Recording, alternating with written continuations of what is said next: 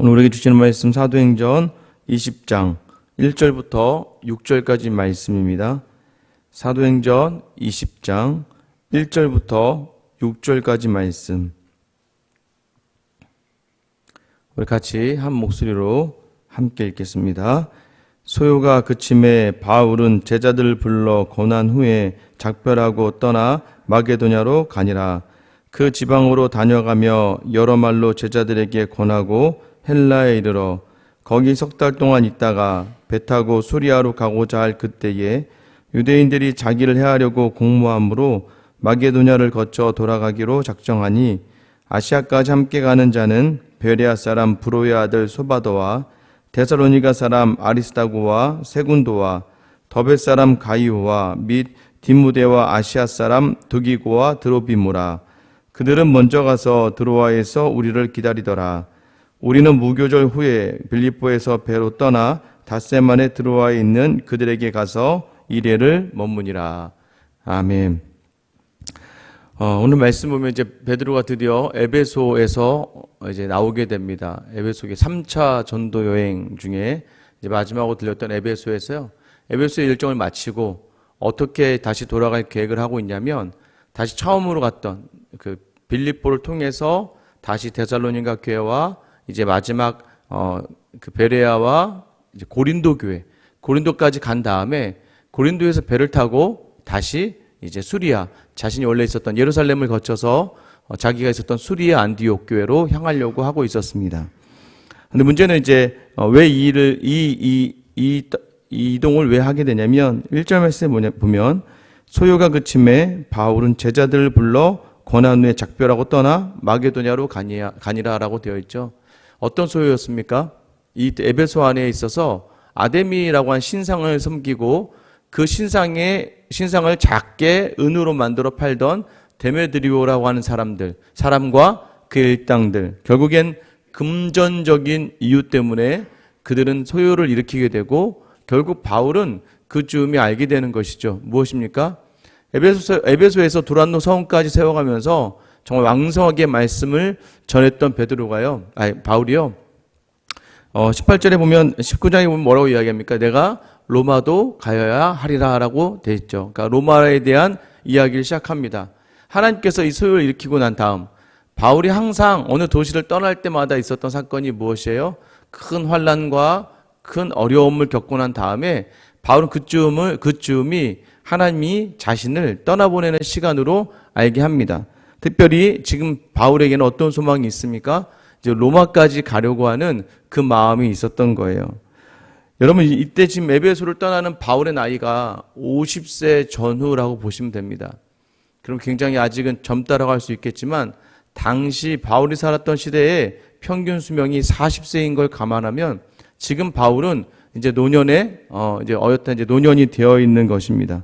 이미 기대 수명을 훨씬 더 넘었던 바울은요, 끝까지 그 말씀을 전하기를 쉬지 않고 그치지 않습니다. 그래서 바울은요, 특별히 자신이 떠나야 될 때를 온전히 알고 있었어요. 이제 에베소 교회는 온전하게 자리를 잡고 있었기 때문에 바울은 에베소 교회를 떠나서 다시 로마까지, 로마의 편지를 이후에 이제 이 여행 중에 로마의 편지를 쓰거든요. 내가 너희에게 가겠다. 로마서를 왜 쓰게 됩니까? 내가 너희에게 가서 너희가 나에게 주는 그 헌금을 가지고 내가 스페인까지 전도를 좀, 서바나라고 이야기하죠. 성경에서는. 내가 거기까지 전도를 좀 하려고 가야겠다라고 이야기하면서 로마서 이신칭이 오직 하나님이 은혜로 주시는 믿음으로 말미암아 구원에 이른다라고 하는 이신칭의 주제를 가지고 로마서를 써서 로마서를 로마 교회에 보내게 됩니다.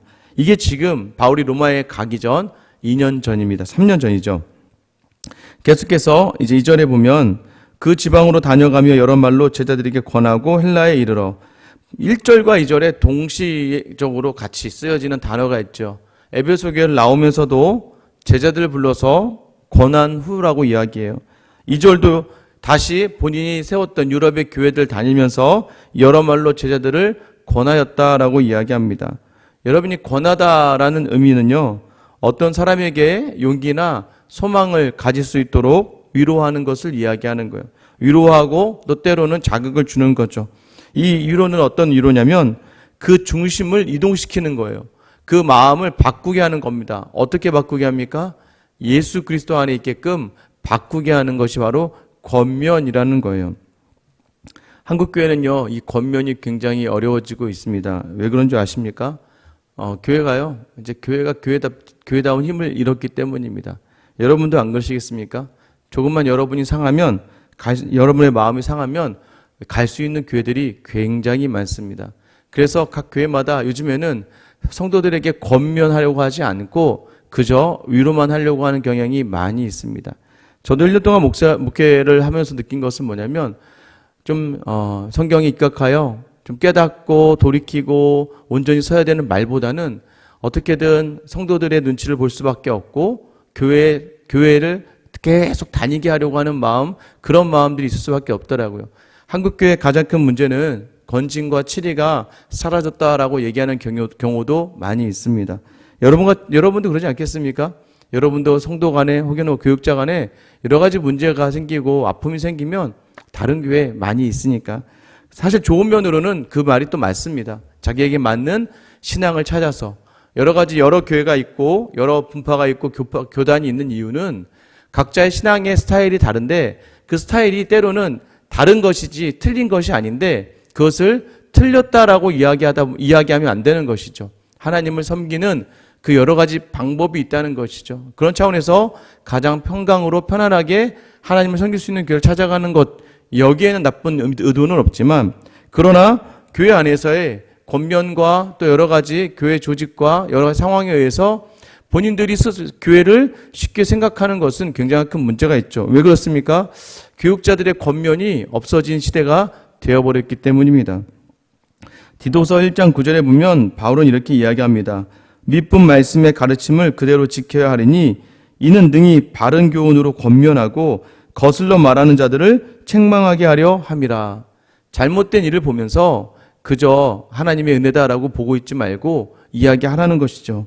디도서 2장 6절에 보면 너는 이와 같이 젊은 남자들을 신중하도록 권면하되, 계속해서 바울은 권면을 이야기합니다. 디도서 2장 15절에 보면 너는 이것을 말하고 권면하여 모든 권위로 책망하여 누구에게서든지 업신여김을 받지 말라. 이런 권면이 무엇입니까? 결국은 그 마음 가운데 하나님께 다시 중심을 줄 수 있게끔 위로하고 때로는 강하게 또 그 마음에 영향력을 주는 것이죠. 이것을 위해서는 아마 교육자들이 더 많은 기도가 필요하고 또 많은 마음이 필요하겠죠. 그러니까 저 같은 경우도 청년 사역 때까지는 이게 되더라고요. 왜 되느냐면 청년 지체들을 보면서 내가 너희를 책임지겠다라는 마음으로 이제 이야기를 하다 보니까 아마 세게 심지어는 청년들한테 욕도 한 적도 많습니다. 엄청나게 호되게 혼내기도 하면서, 왜냐하면 그 인생 하나에 대한 간절한 마음이 있기 때문이죠. 그 인생이 하나님 앞에서 또 세상에서 온전하게 쓰여지는 인생이 되고자 하는 그 마음. 처음에 청년들도 당황해 하지만 시간이 지나다 보면 알죠. 여러분 압니다. 자기 부모 외에 자기에게 그렇게 관심을 가져주고 애착을 가지고 또 여러 부분에 대해서 세심하게 바라볼 수 있는 사람들이 그렇게 많지는 않거든요. 이것이 교육자와 성도에게만 필요한 자리는 아니죠. 바울은 이어서 계속해서 성도들끼리도 서로 권면할 것을 이야기합니다. 데살로니가전서 5장 11절에 보면 그러므로 피차 권면하고 서로 덕을 세우기를 너희가 하는 것 같이 하라. 히브리서 3장 13절에 보면 오직 오늘이라 일컫는 동안에 매일 피차 권면하여 너희 중에 누구든지 죄의 유혹으로 완고하게 되지 않도록 하라. 피차 서로 계속해서 권면해야 된다는 거예요. 왜냐하면 왜 권면해야 됩니까? 저와 여러분이 권면을 해야 되고 여러분과 여러분이 권면을 해야 되는 이유는 무엇이냐면 모든 인생이 다 똑같기 때문이에요. 여러분, 우리는 자꾸 한 번에 부정적인 마음이 들면 자꾸 나만 그런 거라고 생각을 하는데 여러분 그렇지 않습니다. 모두가 그래요. 모두가 동일한 사건을 경험하고 있고 모두가 동일한 아픔을 겪고 모두가 동일한 상처 가운데 있다는 거예요. 나는 이쪽 분야의 상처가 있다면 다른 사람은 이쪽 분야의 상처가 있는 거예요. 이 상처는 다른 방법 속에 있지만 다른 분야에 있지만 동일하게 다 누군가가 가지고 있다는 거예요. 누군가 자녀 때문에 힘들어합니다. 그러나 누군가는 경제적으로 어려워해요.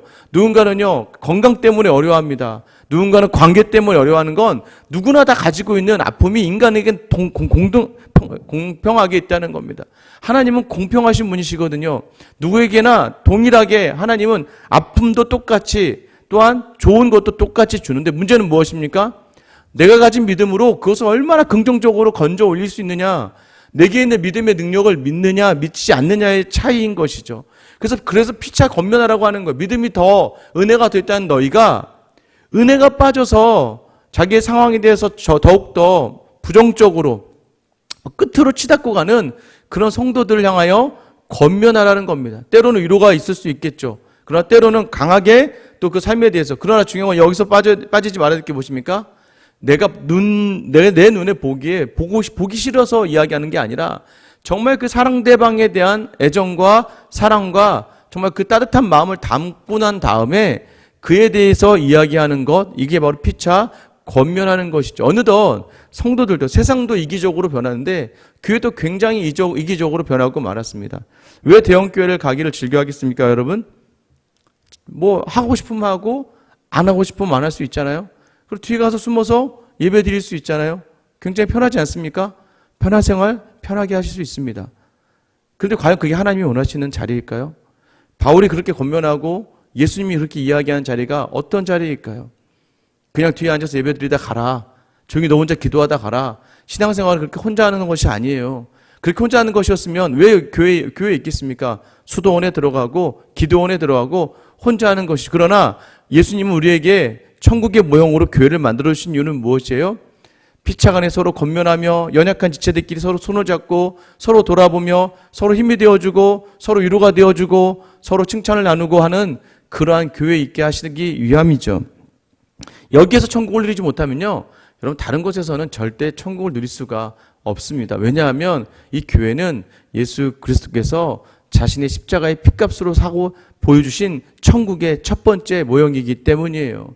성령의 임재는요, 교회를 통해서 이루어집니다. 그러나 우리가 그것을 떠나갔을 때는 그 온전한 천국을 누리지 못하는 안타까움 속에 있다는 걸 아셔야 되는 거예요. 바울은요, 어디를 가든지 교회를 세웠습니다. 교회를 세우고 그 교회 안에서 피차간에 권면할 수 있도록 하였어요. 여러분, 고린도로 이제 향하는 바울의 발걸음은요, 더 나은, 더 편한, 더 좋은 일을 향하는 것이 아니라 그리스도께서 가신 그 십자가의 길, 자기에게 맡겨주신 사명의 길을 가기 위함이었습니다. 결국 바울은 3절 말씀 보세요. 거기 석 달 동안 있다가 배 타고 수리아로 가고자 할 그때에, 지금 마게도냐로 갔다가 고린도로 내려간 상황이고, 고린도 교회에서 이제 막 예루살렘을 들러서 수리아 안디옥으로 가려고, 자기의 파송교회로 가려고 합니다. 근데 거기에서 어떤 일들이 일어납니까? 유대인들이 자기를 해하려고 공모함으로 마게도냐를 거쳐 돌아가기로 작정하니라고 되어 있습니다. 뭐냐면 고린도에서 배를 타고 다시 안디옥, 예루살렘을 거쳐서 안디옥으로 가려고 했는데, 이 아마 전세배인가 봐요. 왜냐하면 이제 우리가 읽다 보면 무교절 6절 말씀에 보면 우리는 무교절 후에 빌립보에서 배로 떠나, 가능한 한 무교절 전에 출발하려고 했었던 것 같아요. 왜냐하면 유대인의 절기잖아요. 절기를 지키려 가는데 고린도 교회에서도 이제 전세배가 있었습니다. 유대인들만 돈을 모아서 예루살렘으로 향해서 가능한 무교절 전에 도착해서 그곳에서 무교절을 보내려고 하는 그런 전세배를 타려고 했는데, 그런데 유대인들이 많이 타다 보니까 이 유대인들 안에서 바울을 죽이고자 하는 공모가 있었다는 것을 바울이 알게 되었습니다. 여기에서 이 음모에 대해서 하나님께서 바울을 하여금 막 그 상황을 이제 이겨내게 하신 것이죠. 바울이요, 다시 위로 올라갑니다. 다시 베레아를 거쳐 데살로니가를 거쳐서 다시 처음 복음을 전했던 빌립보에 이르게 됩니다. 4절 5절 말씀 보면 아시아까지 함께 가는 자는 베레아 사람 브로의 아들 소바더와 데살로니가 사람 아리스다고와 세군도와 더베 사람 가이오와 및 디모데와 아시아 사람 두기고와 드로비모라. 그들은 먼저 가서 드로아에서 우리를 기다리더라. 왜 바울이 굳이 그 배를 타지 않았는지 가장 결정적인 이유는 뭐냐면, 지금 이 사람들을 보면서 알 수 있죠. 당시 유대에 예루살렘이 흉년이 듭니다. 흉년이 들면서 예루살렘 교회가 굉장히 어렵게 돼요. 그러자 각 교회, 유럽에 있는 교회들이 헌금을 모읍니다. 그 헌금을 모은 것을 각 교회 대표가 되는 이 사람들이 가지고 나온 거예요.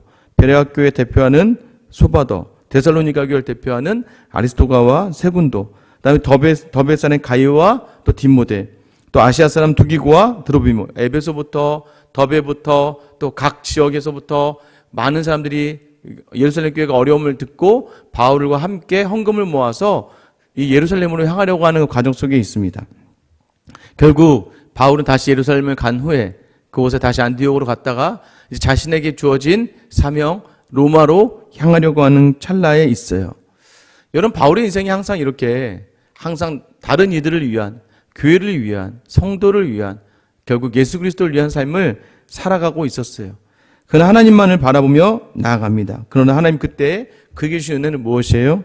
6절 말씀이죠. 같이 한번 읽어볼게요. 시작. 우리는 무교절 후에 빌립보에서 배로 떠나 닷새만에 들어와 있는 그들에게 가서 이래를 머무니라. 여러분, 이 구절을 읽으면서 뭐가 좀 다른 게 느껴지죠? 또 주어가 바뀌었습니다. 오랜만에 다시 주어가 바뀌었죠. 사도행전 16장 이후부터 계속해서 그들이 바울이 이렇게 가다가 갑자기 오늘 또 다시 6절 말씀에 우리는, 또 5절 말씀에 그들은 먼저 가서 들어와 해서 우리를 기다리더라 라고 되어 있지 않습니까? 여기서 다시 우리라고 하면 지금 다시 누가 포함되었다는 거예요? 누가가 다시 바울과 함께 만났다는 것을 이야기합니다. 원래 바울이 고린도에서 배를 타고 갔더라면 다시 보지 못할 사람 누구였어요? 누가예요. 누가는요, 드로아에서 환상 중에 마게도냐 환상을 보고 바울이 드로아에서 빌립보로 전도를 시작할 때 하나님께서 보내주신 의사였고 또 그의 동역자였어요.